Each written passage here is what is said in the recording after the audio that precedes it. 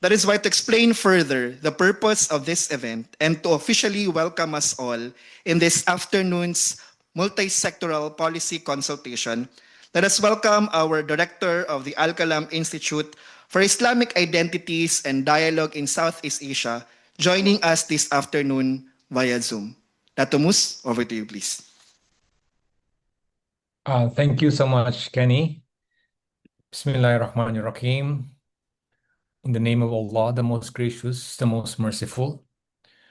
To our guests, distinguished government officials from national, regional, and city of Davao, esteemed scholars, dedicated educators, Ateneo administrators, faculty, and students, and of course, our partners in peace.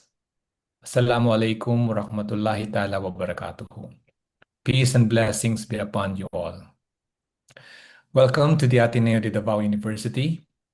Welcome to this historic gathering. Nurture, illuminating gaps, governing growth. As mentioned a while ago by Kenny, the word Nur means light. It is not incidental that we chose this word, because what we are gathered here to do today is fundamentally an act of illumination. We are here to cast light on the gaps that have long kept our madaris in the shadows of the national education conversation. We are here to say loudly, clearly, and with one voice that madrasa education is not a parallel system. It is an integral part of who we are as a nation. For decades, our Muslim brothers and sisters in Mindanao and across the archipelago have sustained the madrasa tradition, not because the state made it easy, but because our faith made it necessary.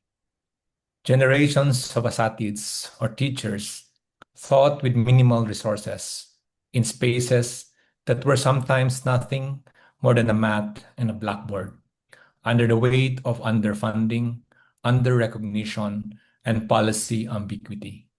And yet, they thought. Because in Islam, seeking knowledge is not optional. It is fardu, or an obligation. But nur, or light without governance, remains fragile. Light without structure cannot build a school. We are gathered this afternoon at a critical juncture. The Bangsamoro Autonomous Region in Muslim Mindanao, or the BARM, has launched its Madrasa Education Strategic Plan, a 3-year roadmap targeting a 30% increase in the Bangsamoro learners and a 15% growth in licensed madaris. The Ministry of Basic, Higher, and Technical Education, through its Directorate General on Madaris Education, has institutionalized a dedicated structure. At the national level, President Bongbong Marcos Jr. has directed the strengthening of the Madrasa Education Program through DepEd Order 011, Series of 2024. The Second Congressional Commission on Education is at the table.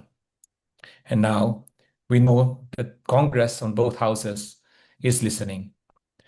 The conditions for transformation have never been more favorable. The question is, will we use this moment wisely? Today, we are not here merely to discuss. We are here to consult with purpose. We are here to do what the name of this institute has always stood for. Al-Qalam has stood for dialogue, rooted in identity, oriented toward justice. Al-Qalam, in English, the pen, is the first instrument of revelation. It is the symbol of knowledge as an act of divine trust. And it is fitting that it is this institute, this university, in this city, in the heart of Mindanao, that convenes this consultation today. Ateneo de Davao has long believed that educating Muslim Filipinos is not charity. It is covenant. It is actually nation building. We have 2 panels ahead of us today. The first will assess the national and regional landscape, where we are, what the data tells us, what the structures look like from the top. The second will bring us to the ground, to the classrooms, the communities, the integrated and traditional madaris, where policy either lives or dies in practice. Between those two worlds, the policy and the practice, is exactly where this consultation must plant its flag. To our legislators and their representatives, we are grateful for your presence, especially to the office of Senator Bam Aquino. The Madrasah system does not need sympathy. It needs legislation that recognizes the credentials of its graduates, allocates adequate public funding, and provides legal framework that honors both Islamic tradition and national standards. To our educators and administrators, your testimonies today are not just data points. They are evidence of resilience and what is possible when communities are given even modest support. To our young people, our Muslim learners, who may one day read the outcomes of today's discussions, this consultation is for you. Every policy crafted in rooms like this one, the Pakikinabi room, should carry the weight of your futures. The theme says, eliminating gaps, governing growth. Let us be honest about the gaps in funding, in accreditation, in teacher training, in curriculum harmonization, in the recognition that the madrasa graduate deserves the same pathways as any Filipino child.